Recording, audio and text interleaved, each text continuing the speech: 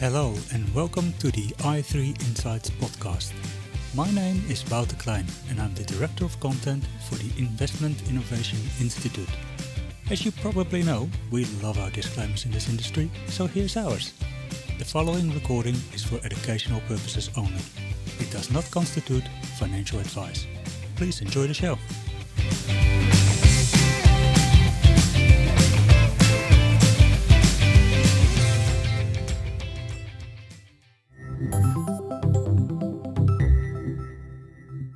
All right, Geoff Warren, welcome to the i3 podcast. Thanks, Wouter.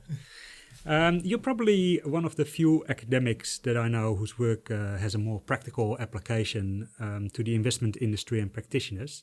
And to a large degree, this has to do with your background. Mm-hmm. Can you tell us a little bit about the various roles you had in your career? Yeah, well, before sort of deciding to take the second phase of my career, which was in academia, I spent about 20 years or so in financial markets, and really I had sort of three roles that I was playing there. One, I spent some time in investment banking, specifically agency brokerage and the research departments of agents, tied to institutional broking.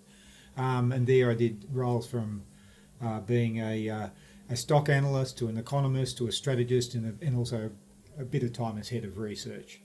I also spent some time with AMP Investments, as it was called in those days, as an equity portfolio manager, focusing on Australian equities with a long-term focus. And the third part of my career was with Russell Investments, where I was the Director of Capital Markets Research in Australia, and that was attached to the asset consulting function within Russell. Yeah, so you actually have really managed money. Do you think that gives you a different perspective on some of the academic discussions that are going on? Oh, absolutely, yes, without a doubt. I think it was very, very helpful for me to do it the way around that I did, that is, be in the markets, then become an academic. It didn't help me become a better academic, but it helped make my research more relevant, and I think that's quite important. Yeah. So what made you switch to academia? I like to think of it, I wanted to make a bit of a difference. So it wasn't just about earning a large salary, because I certainly took a big drop in salary to become an academic. It was more about doing something a bit more meaningful. And I've always had my eye on teaching. I like, teaching people, bringing through younger people and helping them out. And that was an opportunity to do that. And that's to continue today, where my role is a convener on the student-managed fund that ANU has set up, which means that we're giving students a pot of money, real money to manage, and helping them to do that. And I find that is a fantastic teaching gig. Yeah, so how is that going? Are they having any success? Well, it's only just early days, and they've just made a couple of stock investments at this stage, but they've largely been in the in building their investment process, and actually I think they're learning quite a bit from it. And we don't measure performance quarterly or even yearly. They're evaluated on how well they build the legacy towards creating a better fund for the long run. Yeah, so is the focus more on asset allocation? It does both asset allocation and active Australian equity selection. So the portfolio is divided in two, and the equities team has a concentrated stock picking portfolio with a very, very long-term focus, and the asset allocation team has the other half of the portfolio and can use ETFs to swing the asset allocation in the fund. And we also have a risk and compliance team, a CIO, a relationship team, which is like the business development manager equivalent. So we're set up like a small funds management organisation, and it's running endowment money. So it thinks like an asset owner and thinks like an endowment fund. Yeah, so you're really preparing them for a career in the funds management industry, so they don't actually have to learn on the spot when they get a job, but they can immediately get up to speed. Absolutely. Yeah. And we're also teaching them more than just how to pick a stock that you want to buy. We're teaching them how to manage portfolios and everything that goes with it. That actually might tie nicely into some of the research that you've done. One of the research papers focused on long-term investing. It was a topic that you've done together with the Brandeis Institute. What is long-term investing? Is it simply that you buy and hold forever, or what is really the long-term there? Is it about holding periods? No, not necessarily. I argued in that work, and by the way, the Brandeis paper was part of a continuum of research that I did in that area, and it originally came from a collaboration with the Future Fund when I was at the Centre for International Finance and Regulation, and the Brandeis paper is a follow-on from that stream of research, and what we're arguing in the initial piece was it's really a mindset more than anything else. And the mindset has to be fixed on maximising your long-term outcome, not trying to beat the market in the short run. And I think that's the way to look at it, because what that means is it's not necessarily a buy and hold thing. Because you're a long-term investor doesn't mean you sit there and you hold something for the long term. What you do is always reevaluate in terms of how it meets your long-term objectives. Now, one of the best examples of this is something that came out from a character that some people know of called Jack Gray, who's currently at Brookvine. And he said he faced this situation himself, I think when he was at Sun Super. And that is, they had bought something that they thought was cheap and it went up massively in value, like it could have tripled. And he wanted to sell it. And he was asked, why should you sell it now if you're a long-term investor? And his answer is because, the long-term returns no longer look attractive. The price has gone up a lot. Now, there's nothing inconsistent with a long-term investor making that sale, in my opinion. It just means that, the investment you have doesn't suit your long-term objectives anymore. So it's more the mindset that decision was made through the frame of what it means for the long term, rather than just the view that we're long-term investors, we must hold forever. Yeah. And actually, I think Jack was earlier on our podcast as well. So talked a little bit about that. So it's more a mindset. But what are sort of the key characteristics of a long-term investor? Because I looked at the paper and some of the attributes almost seemed more leaning towards behavioral finance rather than a set investment strategy. It is to some extent behavioural. That's definitely a player. It's hard to sort of focus on the long term, and you always get distracted by the short term. So that's there. But I actually think the bigger issue is the agency problem. And this is an idea that came from David Neal, the managing director of the Future Fund. And I remember when we first sat down to talk about the project, David was in the meeting and he said, I think long-term investing is an agency problem. And it took a while for that to sink in. But where that comes up is that what the industry is designed at is a whole chain of agency relationships where the investor's delegating something to some investment organisation, the board is in charge, then they delegate down to the internal management, and the internal management delegates down to the managers. And the problem is that you're giving somebody some funds to invest for the long run, but you have to continually monitor them and work out what they're doing. And so what are you going to monitor on if you know nothing otherwise is how they performed. And so if they perform poorly in the short run, there's two possible explanations. The long-term strategy is still okay, they're still a good manager, continue with them, or they may be a bad manager and something is wrong. And you never quite know because the future hasn't arrived, the long-term hasn't arrived. So in that sort of gap between knowing what the outcome will be and having to monitor people under a agency relation, you just can't trust them for the long run. You don't have the right to do that. That's where a lot goes wrong, and that's where you see people taking their funds out when the performance isn't there, and so on. And that behaviour then encourages short-term behaviour on behalf of who's managing it, because they feel that if they don't deliver the short-term performance, then they won't have the gig anymore. So I think that's really, really crucial, and it comes from the fact that the long-term is the long-term, and it won't arrive for a long time. So all you've got is sort of short-term performance in the meanwhile to deal with that. So the solution to that is to try and broaden out the way that people are evaluated beyond just focusing on the short-term performance numbers, such as looking at how they behave and ask if they're investing in line with the agreed objectives and pursuing the long-term diligently, and do you trust them? You know, issues like that come to the fore. Yeah, is it possible to set sort of a guideline or a framework around that, where when these situations occur, you say, okay, in addition to performance, we have to take off some of these other topics as well? Yes. I think the strategy is basically you need closer engagement between the principal and the agent. So let's say the asset owner and the fund manager. And so that the fund manager is explaining to the asset owner why they're making the investments so they know what's happening. And when the performance comes out, they say, okay, it didn't work out, but we did everything we agreed. You understand why we did it. It was the right thing to do it in the time. And our strategy is still on course, even though we've just had this wobble.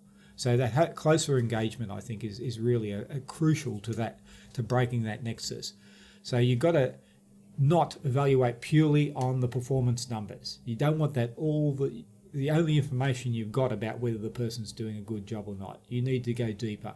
I reckon the best way of distinguish a short-term and a long-term mindset is it doesn't come from me, but the idea that short-term investors are worried about price drivers and long-term investors worry about value drivers or value creation. And that sort of often leaves you down the fundamental path. You know, what's the long-term cash flows, what's the long-term returns, what's the long-term outlook. So what a short-term investor will do when they're worrying about price driver is that how over the next 3 months, what determines the return you get on any stock, for instance, is just whether the price goes up and down. So you immediately begin to think, what are the type of things that will cause that price to go up and down? Well, is the market going to revise its earnings? Is there somebody else with, selling a big line of stock that'll push the price down? What news flow or rumours are in the market? Those sorts of things. When you're investing for the long term, what you're concerned about is if I buy this stock today, I may have to hold it for a long period of time, although I may not, but will it deliver value for me in the long run? What drives that value? And you start to think about, is it well managed? Can I trust the management? What investment opportunities does it have? Does it operate in a good, solid industry? And importantly, am I buying it cheap given the cash flows I think it might develop? So that's probably the best way of looking at the dichotomy. A long-term and short-term investor will focus on different things, and a long-term investor has a different mindset and a different focal point. So is it fair to say that a short-term investor would more look at technical trends in prices rather than the underlying fundamentals of a stock? Oh, absolutely. If it helps them predict where the price is going to go in the short term, there's nothing wrong with them looking at technicals. A lot of people would beg to differ that technicals work. That's not the point. But yes, that would definitely sit within the scope of a short-term investor. Yeah. So does that then also mean that certain investment styles lend themselves better to long-term investors than others? Yes, but it's interestingly not neither value or growth. It could be either. It's fundamental. So I don't think that's the distinction. The main dividing line tends to be around more investment, momentum-orientated styles. Are they short-term or long-term? And even there you can debate whether they're inherently short-term. They do tend to be associated with short-termism, and it's largely because momentum predicts short-term price swings. But I discovered when I was working with the Future Fund, they're arguing that if momentum generates a premium because it's exploiting some behavioural errors that the market makes, and that premium is there consistently, then as a long-term investor, you'll maximise your long-term outcomes by capturing that premium. Yes. And so they were happy to back momentum strategies as a long-term investor. So I think it's right to say that some styles are more inherently long-term than short-term, but I'd be reluctant to actually lump this into a style bucket dimension, is what I'm really trying to say. Yeah, it's not as black and white that you can say value is long-term and momentum is short-term. No, not as black and white as that. So another topic that you looked at is probably could be related to long-term investment, and that is bringing some of the asset management functions in-house, a trend that we've seen here in Australia with a number of the large funds. But when you originally looked at the issue, you were a little bit skeptical of that movement of bringing asset management in-house. Why was that? Well, as an academic, I don't like to think I was skeptical at all. I like to think I was totally balanced and open-minded before I did the research. And were you? I like to think so. But the point was, I suppose, and you're getting to here, is when I came out the other end, I'd sort of leaned towards the view that in-house management was a good thing. But let me explain why, and let me highly conditional that statement. What we discovered, because this project, by the way, stepping back, was interview-based. So we went and spoke to 20 people around the industry and got their views on in-house management. And not surprisingly, funds that were doing it were quite positive on it, and there were some skeptics, and they were largely sitting around the fringes. But what you discovered when you spoke to the funds, that they were doing it in a very thoughtful manner. You didn't get the sense that it was driven by hubris at all. And there's also a number of checks that ensure that they weren't just going to sort of go out and bet the farm thinking they could do something that they couldn't do. They're also, in many instances, need to justify what they're doing to the board. And the boards were sceptical, and they were asking them to justify the position they're taking and so on. So I think there was a natural check there. The other check in this system is that it's being done by people who are reasonably experienced, in the sense that, it's not just super funds who don't know what they're doing. They're employing people who have investment experience, often have been fund managers themselves in the space. So they're not ignorant people doing this. And I'd say one third thing I'd put in there is that, and this was the argument that I hadn't thought of before we went in, was that it's being done in little discrete pots. So there's this impression that big in-house management is one big bag thing, and when you do it, you're relying on everything in-house. But the funds were all doing it in different spaces. Like somebody might be doing private equity co-investment, somebody might be doing it in their equity funds, some could be doing it in an active strategy in the equity funds, some could be doing it as some sort of core strategy. And you realise that each of these little pots was actually somewhat independent. And as one of the larger fund managers put it to me, is for this to blow up the fund, it's got to go wrong in each of those little pots. And even then, in the equity proportion, they're not managing the entire equity portfolio in-house. They're managing a portion of it in conjunction with external managers. So when you sort of look at that, you say, well, where's the fund going to blow up from in-house management? Now, I said I'm going to caveat that, and I'll move on to that.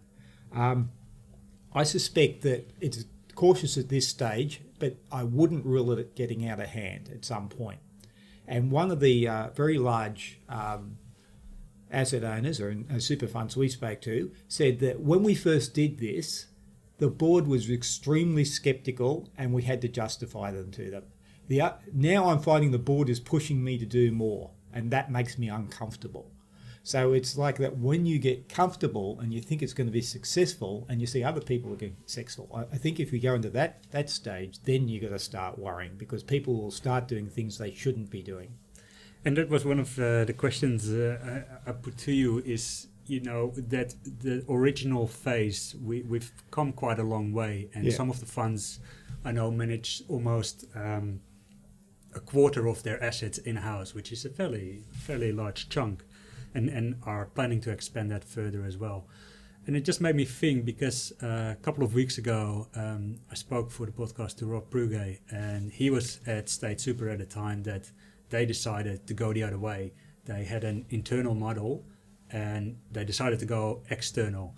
And partly that was driven by, at the time, there was Nick Leeson who blew up the Barings Bank. And to a degree, it only needs one person to cause a major catastrophe. And the other thing there was that they said, well, we feel that we're doubling up on risk because we have the agency risk internal as well. Do you become more worried about some of the downsides of in-house management? Well, the points that Rob Prugay has made, I think, are valid. You need to take that into account. And I think this is all a matter of scale and scope that you're pursuing.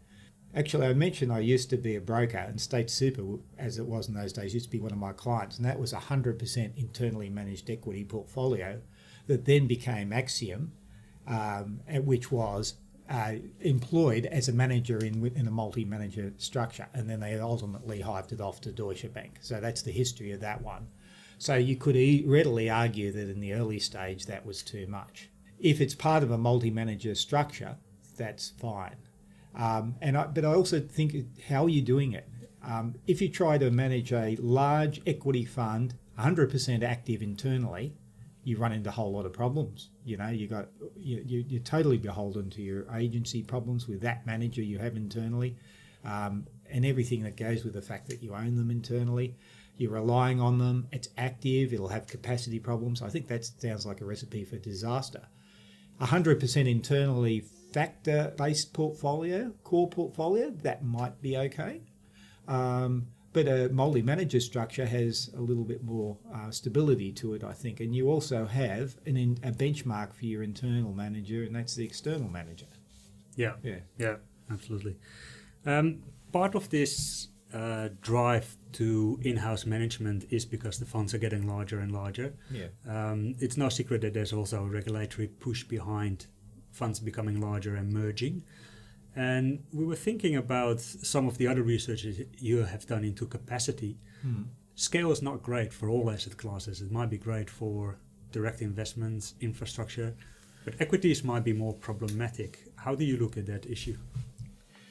I think that is definitely the case. And another one of the projects that I did when I was at CIFA was around capacity, and there was 3 papers here. And I'm going to talk about the second of those 3, which is around capacity management for asset owners. And it basically argued that capacity may differ across the different asset classes, and hence, depending on your size, you would tailor the way you invest to your size and your ability to exploit capacity or where capacity hurts you. So a small manager, a small fund, could go into, small cap equities, take concentrated strategies and so on, where capacity is not such an issue for them because of their small size. But it's very hard for them to go into unlisted property and unlisted infrastructure, for instance. They're just not a player, and nobody will want to partner with them probably. As you get larger, you change the way you invest. The type of you start to really feel capacity constraints in equity markets. You might not even bother with small cap equities. They don't move the dial for you. How you invest in large cap equities may change towards something that's a little bit more benchmark-like, with a little bit of alpha added into it, and then you start to concentrate on the unlisted markets where scale is actually beneficial. And I think that's an overarching way to look at it. It's a horses for courses issue, and there's advantages in being big and there's advantages in being small. You just have to work out which they are and then try to invest along the lines of your competitive advantage. Yeah. In the issue of capacity, we talked a little bit earlier about different styles and how they related to long-term investing. But styles do have also a significant impact on the capacity of a fund manager. Yeah. Can you tell us a little bit about that? Yes, this was really quite the interesting part of our third paper in particular, when we tried to delve into the modelling of capacity and how you worked out what the capacity is, particularly for an equity fund. And this is one of the rare instances where you do the research and stuff comes out that looks really interesting. You go, wow, I didn't expect that. And it was about how capacity emerged when you looked at different styles. And we were investigating a quant-based momentum strategy and a value fund, which is Investors Mutual Limited. They gave us their data to look at what it was. How they were, to help estimate their capacity and just help the project along. And what we realised is that most people looked at capacity through the trading lens. How quickly could you trade? how effectively can you trade? And as you get larger, you can't trade so effectively, so you must hit capacity. And what we worked out is that was just far too simplistic. There's lots of drivers, and they're intimately related to style, which is the question you're asking. One of the key players is what's the time profile of your alpha. So we found with IML, they made virtually not much alpha in their first year when they bought a stock, and it all came in years 2 and 3. So for them, getting set quickly did not matter at all. The trading side was virtually irrelevant. They could take 6 months to get set and they probably still make the same return. But if you're running a momentum strategy, getting onto the stocks you want to buy quickly really matters. Okay, so trading will matter a lot there. Another thing we found was where's the source of your alpha? If you're making your alpha in small caps, you're going to have less capacity than if you're making your alpha in large caps. But it's not only where, but it's also the breadth of your opportunities. If you're running a concentrated 10 stock portfolio, or for instance, or 20 or 30 stocks, you have to, and so you're trying to exploit a limited number of opportunities, you're going to cap out quicker than somebody who's trying to take a quant-based strategy, for instance, that's spread over maybe 60, 80, 100 stocks. Very simply, if you have 20 opportunities, you're going to have the half the capacity who has somebody who has 40 opportunities. So these sort of things are intimately connected with the way that the investor invests, and hence capacity is very closely related to investment process, I think. And just trying to see it through the lens of trading, I think, is far too narrow. Yes, and I thought one of the interesting findings as well that you have mentioned is that the capacity should probably be less seen as a hard limit, and you start seeing dilution of the earlier returns much quicker than probably people are expecting, and where they would set their limits. Yes, I think I know what you're leading at here, and so it did say some interesting stuff came out of this research. So the way we set up our model to incorporate all these different influences, we say, all right, we set up a model and then we keep on running it until we can't invest any more dollars that generates an alpha over a certain level, let's say 2%. And when I ran the model, lo and behold, it said we can't invest any more beyond sort of so many $1 billion if you want. But yet I looked at average alpha and it was 4 or 5%. Much higher, but isn't my hurdle too? And what I realized was, hey, this is the difference between marginal and average alpha. And the model was saying, at the margin, we can't put any more dollars into this strategy and generate the return we require. But what we've already got invested happens to be earning 4 or 5% alpha. And so what I realised is that the industry, in a sense, by saying, okay, keep on investing until alpha is 0 or maybe some level, let's say 2%, is giving license to managers to keep on investing even though that marginal dollar is not earning any decent alpha. And so it does imply that capacity is actually a bit lower than the headline alpha number would suggest in the headline analysis. And we call that a sort of effective capacity at that point. That's when you get it. Now, what happens if you exceed that? It doesn't mean that you necessarily start generating negative alpha, but what it does mean if you exceed that level is you're paying active fees for something that's just adding in benchmark performance. And I think it's really, it's a really interesting way of looking at it. And I think it's somewhat at odds with the way the industry has looked at it so far. So do you, have you spoken to any of the asset owners about these issues, and do you know how high on the agenda it is and how well they manage those capacity constraints? Yeah, I get the impression that the industry knows it needs to do a capacity constraints, but is struggling really with how to come to grips with it. And that was the motivation for doing this research in the first place. It didn't seem to be done properly. So I said, most of it's been trading orientated and its focus and the way people have measured capacity so far. The asset consultants often, I think, know capacity is important, but they're relying on the managers to tell them what it is. And somebody quipped to me once, the capacity of any manager is always $1 billion more than what they currently manage. That sort of cynical view. It's a little bit harder to say exactly where the where the super funds and the asset owners are on this. I don't really have. I wish I had a better insight into that. I'm bet my bottom dollar they know it's important, but I'd also bet that the fact that it's not being dealt with that well in the industry means they don't have as good a handle on it as well.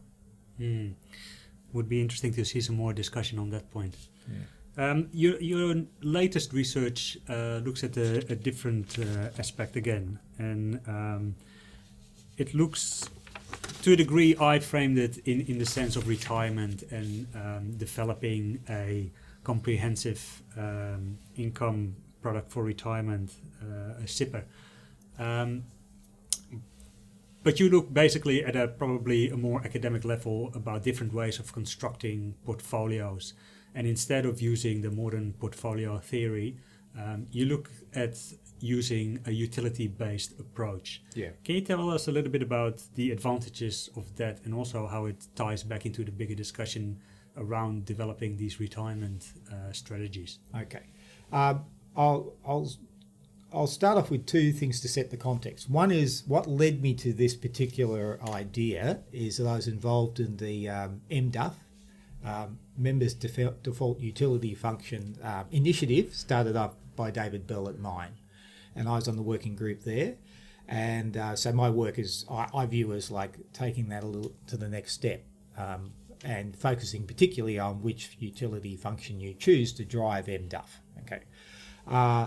The second thing I'd say for context is what I believe will lead the industry into looking at utility functions is the fact that it has to develop SIPRs.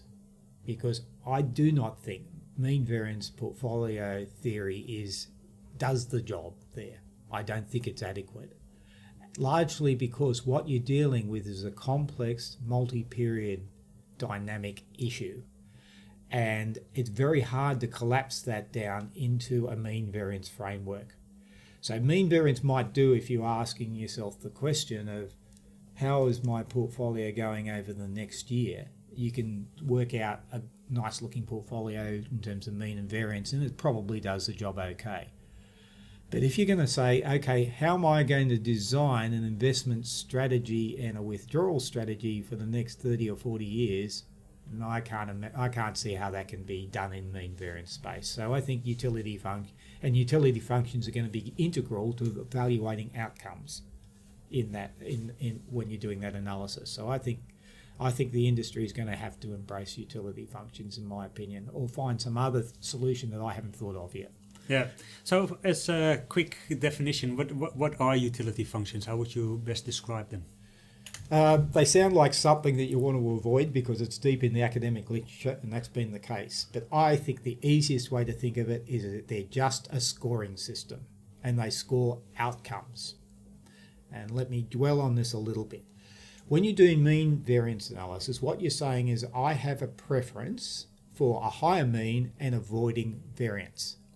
So what you're not doing is evaluating outcomes. You're evaluating some measure that reflects the underlying outcomes.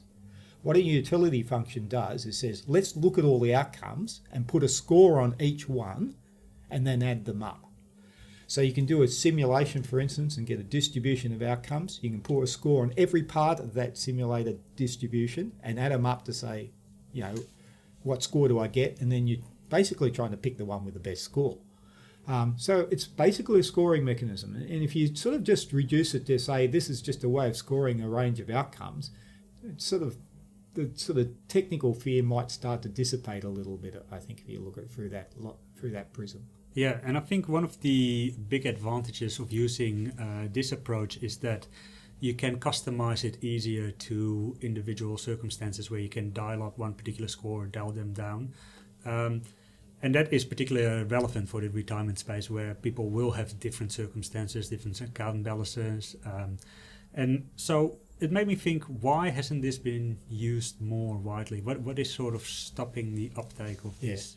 Well, I think the first thing is that this is not what is taught in universities. Everybody is familiar with mean variance analysis. If you go and do a finance course, that's the first thing you're taught. Modern portfolio theory, CAPM, the rest of it's all in that space. So that's what people grow up with, that's what they're familiar with. Secondly, the industry has a lot of infrastructure built around mean variance analysis. The Financial Analyst Journal or the Journal of Portfolio Management, are full of it, okay? People have committed themselves to it. A lot of what I'm discovering and talking about this, and I get the sense that a lot of asset owners out there have built their portfolio analysis structure around it, and they're not going to throw it overnight just because some academic puts their hands up and say, hey, why do you use utility? So it's a legacy issue. The third thing is that utility functions have they not only look like they're hard to implement, but people charge them with being too hard to characterize. So that I've said, how are you going to choose a utility function? Is probably the main response I've got. I don't think it's as hard as it looks, but I think that's sort of like that's something that's turning people off, is the fact that you have to go and then subjectively choose the utility function. Yeah, because I think the original work looked basically at one utility function, and your research is looking at 4, if I'm correct. And I was talking to an investor last week, and I mentioned that you were working on this. And when I mentioned, this incorporates 4 utility functions, they almost were startled. That's way too complicated. Yeah, I think it was 3 utility functions and 4 examples. Right. Okay. But that's generally it. But yeah. But I think that sort of looks all right. They're scared of it being overcomplicated because you're asked to do 4 things. It misses the point of what I'm saying here, and that is you're not trying to sort of say this is the right utility function and just impose it on the analysis. And then this is why I say I'm trying to develop MDUF, because it chose a particular utility function. In fact, that's what the working group was about. Which one should we use at this stage? But I think you need to turn the problem on its head. You should say, all right, let's understand that investor, understand their needs, understand their preferences. Now let's go and find a utility function that represents what they want, what their preferences are over outcomes. So the sort of thing you're doing is saying, okay, is this person concerned about the size of their balance in their superannuation fund, or are they concerned about generating a target income? And I would use one utility function if it was the former and another utility function if it's the latter. All right, let's say they're worried about target income. Next question is, how much pain do they feel if they're below their target? Is that a life-ending event for them, or does it leave them destitute, or have they got tolerance for that? So you might design the utility function accordingly. How much preference do they have for being above their target? Do they give that much credit, or do they just want to reach the target and they're happy with that? Do we shove a bequest motive on the end of that stream? You have to ask whether that's relevant. But what you do is you get to tease out what is the preference over these outcomes that this person or this institution has, because I think they can be applied to institutions or organisations, and then try to embody their objectives and preferences within a function that can be used to score those range of outcomes. That's the way to look at it. So it's turning it around. It's not saying get something out of literature and plug it in. It's saying go and design it. Yeah, and you said it's applicable to institutions as well. And I was thinking about the issue of risk appetite. And to a degree, I think it's almost more applicable to institutions, because institutions deal with certain constraints, certain time frames. While when you come back to individuals and you ask them, what's your risk appetite? They probably have no idea. They just don't like to lose money. So I think it's harder to say this person is really risk-seeking and this person is really conservative, because it probably depends much more in which stage of life they are. How does that come back into the model, the risk appetite? I'd like to think of it as implicit rather than explicit. So can I just go back to contrast with how risk appetite might be used if you were doing mean variance? You'd basically say, here's mean, here's variance. What number do we put in front of the variance to penalise variance? Okay, that's your risk aversion. It implies a preference over variance, and you're trying to encapsulate it all down in this notion that I have an aversion to volatility. Okay. What happens if you go into utility functions, which are scoring outcomes, is you don't have to directly say, what is your risk tolerance? You ask what your preference over the various outcomes is. You try and encapsulate that.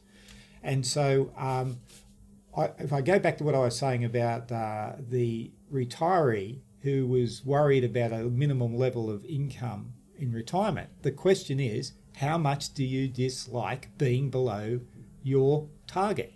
Does it leave you destitute, or is it something you can bear? It's not exactly a question or a survey about their risk tolerance. It's a question about how do they feel about various outcomes. And then you encode that in the utility function and use that to evaluate the outcomes.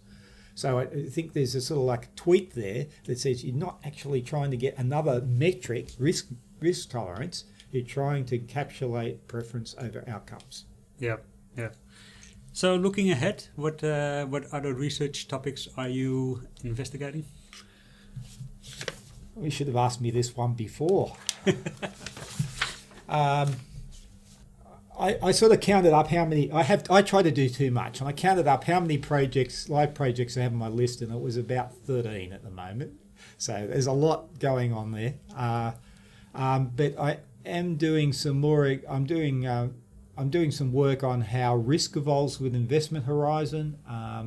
Doing some work on the value of imputation credits to retirees, with a sight on the Labor Party potential change in policy and what that might mean.